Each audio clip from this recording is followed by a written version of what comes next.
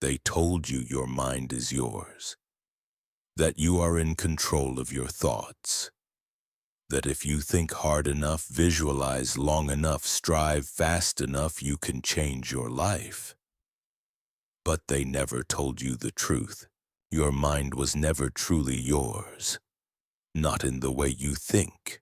Before you had language, before you had memory, before you had even the ability to say, I am. The world was already writing on you, whispering definitions into your subconscious, carving beliefs into your body, and calling it love, parenting, culture, school. You did not choose your first thoughts. They were downloaded. You did not choose your first fears. They were absorbed. You did not choose your self-worth. It was modeled to you by those who barely knew their own. And now, years later, you carry those invisible scripts. Scripts that decide what you pursue, what you sabotage, what you crave, what you reject, what you settle for. Scripts that feel like you but are not. This is not your fault, but it is your responsibility. Because your mind is not a mirror, it is a filter. It doesn't show you what is. It shows you what you've been conditioned to see. The beliefs you never questioned now form the boundaries of your identity. You think I'm not good at love because you never received attuned affection. You believe money is hard to make because you saw struggle every day. You whisper to yourself, I don't deserve more. Not because it's true, but because your nervous system only recognizes familiar suffering as home. The tragedy is not that these programs exist. The tragedy is that you believe they are you. But let me tell you something. You are not your thoughts. You are the awareness that observes them. You are not your patterns. You are the consciousness that notices the loop. Your power does not lie in force. It lies in recognition.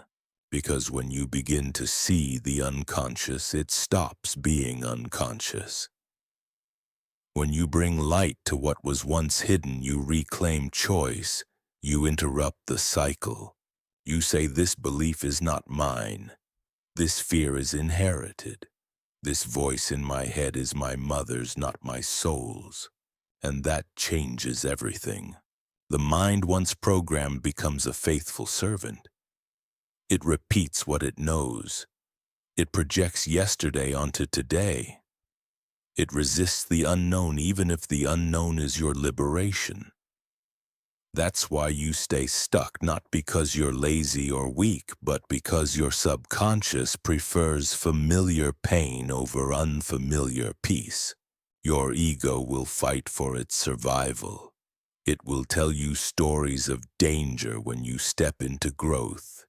It will whisper, who do you think you are to change? It will call healing betrayal, and you will believe it unless you learn to pause and witness. Witness the part of you that clings to suffering because it was your first language. Witness the identity built on being the strong one, the quiet one, the invisible one. Witness how you dim your light to keep the peace, to keep the love, to keep the illusion of safety. And then choose again. Because beneath the programming is presence. Beneath the story is silence. Beneath the mask is a face you haven't seen in years. This is the sacred turning point.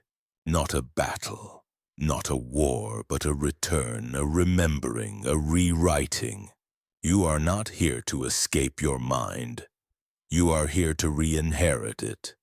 To rebuild it with consciousness, to become the architect, not the echo.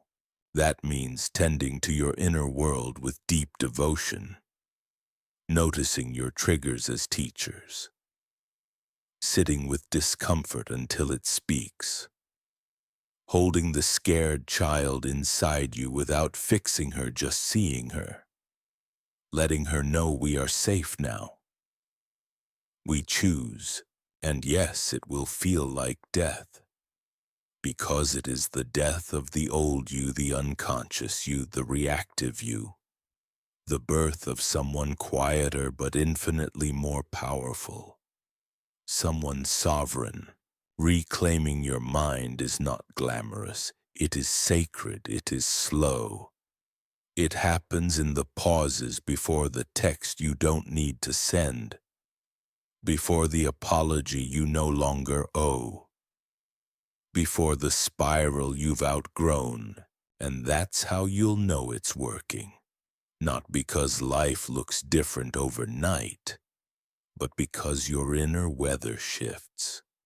You no longer live in storms you didn't start. You no longer drown in emotions that don't belong to you. You observe, you breathe, you choose. And in that space of choosing, something awakens. Your power, your peace, your truth. This is the truth about your mind they never told you. It is not your enemy. It is your inheritance. But only if you take it back with awareness. So take it back, gently, daily, courageously. Not to become someone else, but to remember who you were before the world told you who to be. You meet what aligns and gently sidestep what does not. This is no longer struggle. This is flow. And from flow emerges clarity. Clarity does not shout. It whispers. This is who you are. This is where you belong. It directs you to actions that nourish you, relationships that honor you, work that fulfills you. Listen for that whisper. You ask how long until I see change, I say. The moment you choose again, every thought is a vote, every choice is a declaration, every breath is an invitation. And so as we near the close of this journey, stand in your center. Feel the silent power you have reclaimed. Know this, you are not a passive player in your story. You are the author. You are the director. You are the protagonist.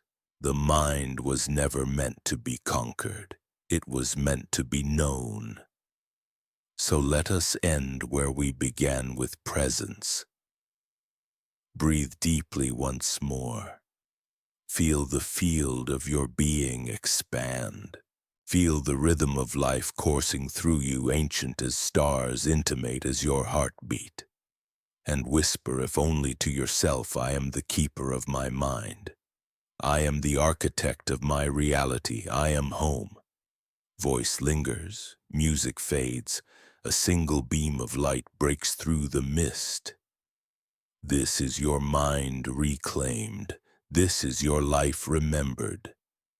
Now, go forth in conscious creation.